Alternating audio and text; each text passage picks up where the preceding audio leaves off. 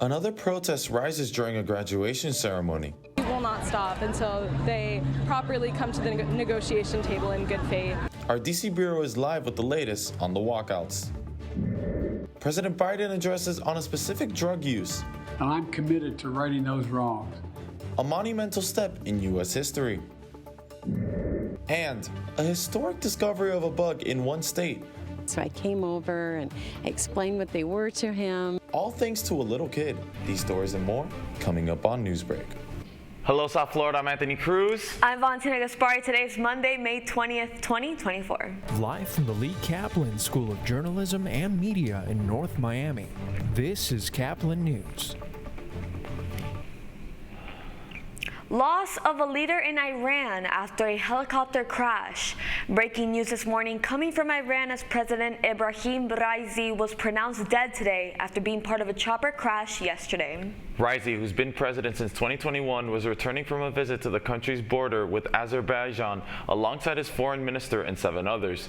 They're flying through mountain terrain in, quote, very cold, rainy, and foggy weather conditions that made it difficult for rescuers to reach the rescue site. The hardline president was seen as a possible successor to Supreme Leader Ayatollah Ali Khamenei. Videos being shared across social media this morning after yet another commencement protest related to the Hamas-Israel war. This time it was George Washington University. Caplin DC reporter Cassandra Alonso is live with us in DC this morning with a look back at the graduation demonstration. Good morning, Cassandra. Protesters were passionate yesterday during George Washington University's graduation, which was held at the Washington Monument. Although the school had set regulations in place in order to hold a smoother graduation, protesters did not hesitate to share their opinions. Let's take a look. As George Washington University students prepared for their graduation, families feared anti-Israel protesters may take away from their celebration. And we will never, ever stop fighting for a free Palestine. After the official GWU protest page, GWUSC Palestine, posted on Instagram mentioning their upcoming appearance at the ceremony, students anticipated interruptions during the graduation. I'm proud to be a graduate, and I'm proud to have students standing with me. The ceremony began peacefully, but as the celebration continued, protesters carried out their plans by using painted signs and chants to carry out their message. Why would you do it? I mean, what's the purpose of it at an event like this? You're not going to make a difference with the people that are at this event. We will not stop until they properly come to the negotiation table in good faith. And until they do, we're going to be out on the street. Students actually ended up walking out of the graduation during University President Ellen Greenberg's speech. Reporting from Washington, D.C. for Caplin News, this is Cassandra Alonso. A marijuana message from the Oval Office. President Biden gives the green light in a major move to lower the penalty for possession. As Kaplan's Ellie Ruiz reports, the president posted a video to social media on Thursday. President Biden has taken another step toward reclassifying marijuana as lower risk. The administration opened for public comment its proposed loosening of federal rules. This came in on Thursday on a public message on the president's social media accounts. This is monumental. Today, my administration took a major step to reclassify marijuana from a Schedule I drug to a Schedule III drug. It's an important move toward reversing long-standing inequities. Look, folks, no one should be in jail merely for using or possessing marijuana, period. Far too many lives have been upended because of failed approach to marijuana, and I'm committed to righting those wrongs. You have my word on it.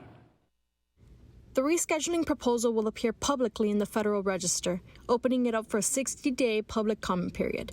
For more than 50 years, marijuana has been categorized as a Schedule I substance. That classification is shared by drugs like heroin and ecstasy, considered to have no medical use and high potential for abuse, and subject to the strictest of restrictions. The Justice Department recommended in April that marijuana be rescheduled as a Schedule III controlled substance.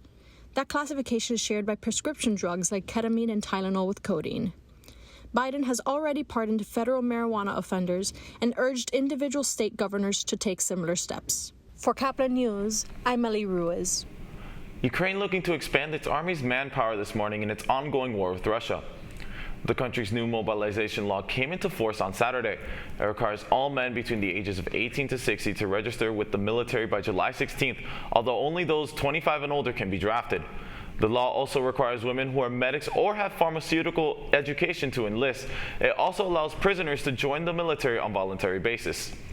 And a big welcome home here in South Florida to all the sailors who spent the past 7 months deployed in the Middle East. On Sunday, Mayport Base in Jacksonville had more than 500 family members and friends waiting for their loved ones to return to them as the USS Carney reached the port. Navy Secretary Carlos del Toro says the crew saw the most combat of any ship since World War II. He also said that he's proud and grateful for their sacrifice. A flower fest in South Dade is wrapped up this morning as Caplin's Denise Diaz reports thousands showed up over the weekend to share their love for orchids. Here at the Fruit and Spice Park in Rockland, orchid lovers, vendors, and organizations are gathering for the annual 3-day Orchid Festival, which showcases flowers and new growing techniques from all over the world. Let's check it out. This year, an estimated 10,000 attendees participate, purchasing tickets at $20 per person, which granted them access to diverse exhibitions showcasing botanical wonders.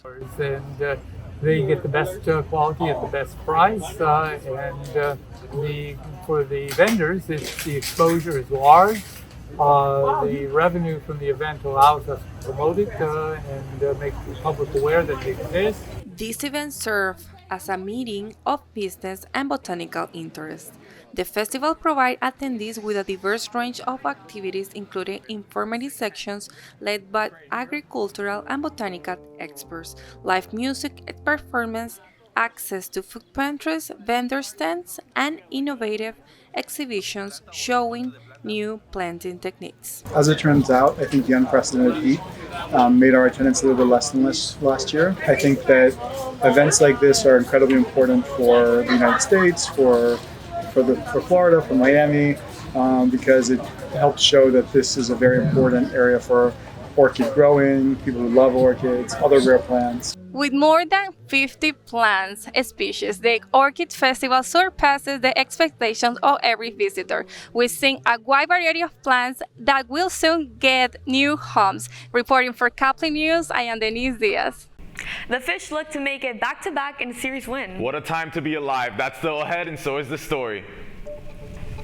We looked and we saw more and more, and then we looked more and it was in the grass and on the telephone pole and in the tree and on the leaves. A 3-year-old boy responsible for the first cicada sighting during what is expected to be a historic year for them. Don't go anywhere as Newsbreak will be back in just 2 minutes. Last week, Brandon met a girl on a dating app. One day after work, he finally found the courage to ask her out. No answer. He started to panic. Was he being too pushy? Maybe it was too... Hey, sorry I didn't respond. I was driving. I would love to go on a date. How does tonight sound? Brandon tried to play it cool, but inside he knew. A girl so smart, so responsible. She must be a keeper.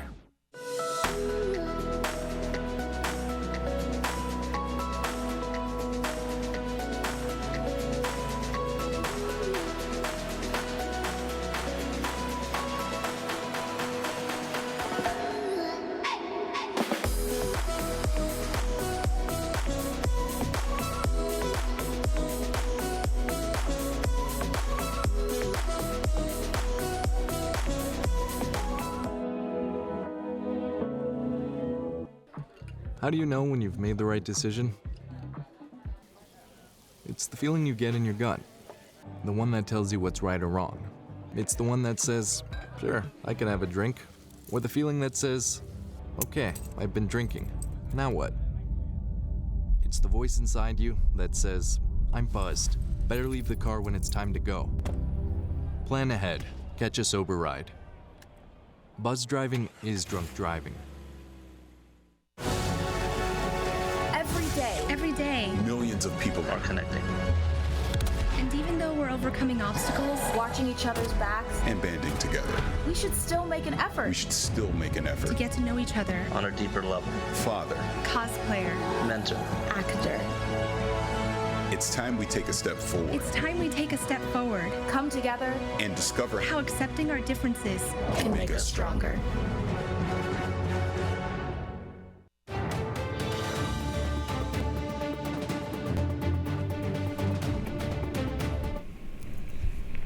A sound of summer is making a comeback. When cicadas are born, they spend the first 17 years of their life underground before they pop out and start to chirp, which is typically very loud and noisy. And as Mike Biermeister from TMJ4 reports, a very observant 3-year-old may have found the first emergence. Oh, do you see that over here? Oh, yeah. Tatum Savage is very observant for a 3-year-old. What do we got here? What is this one? So observant that he found the first emergence of cicadas this morning in Wisconsin while on a walk with his grandma.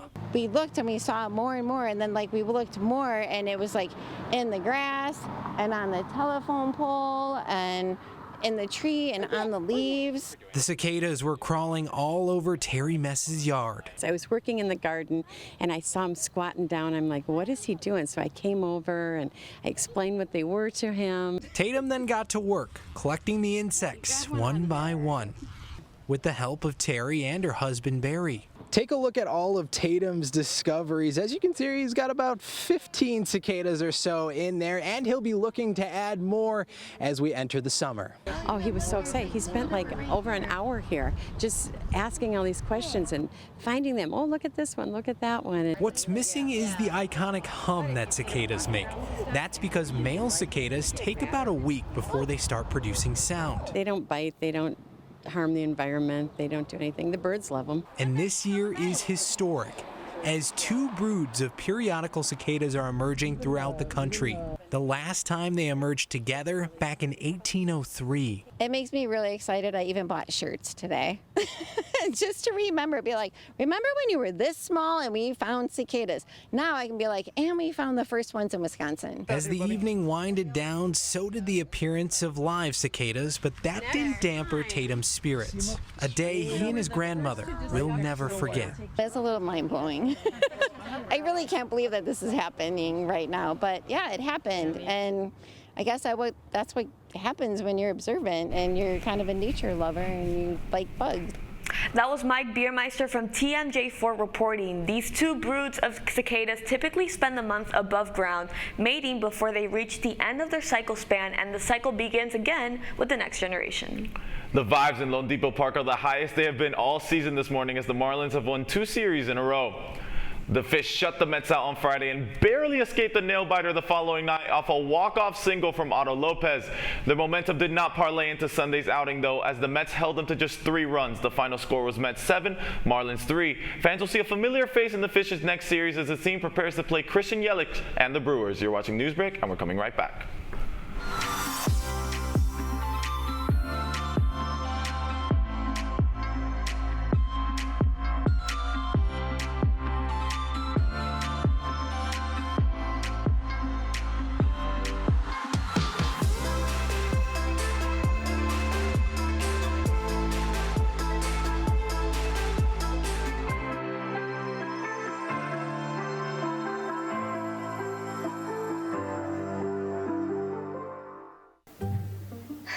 I could really use a new tablet. I just don't have the money.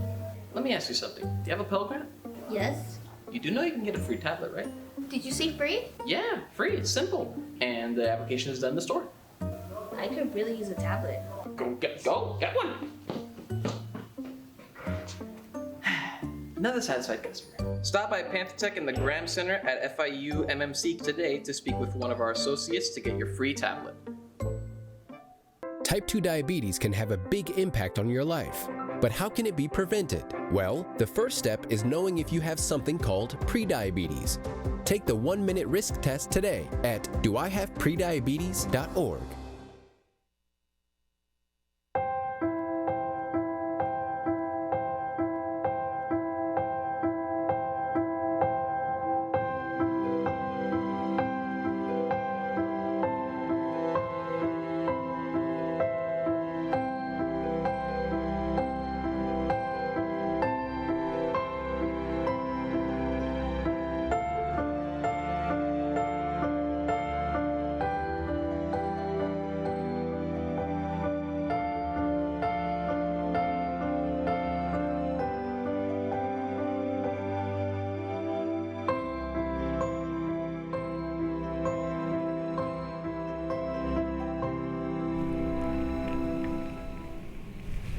That's all the time we have for Newsbreak today. I'm Valentina Gaspari. And I'm Anthony Cruz. Get more news anytime at caplinnews.fiu.edu.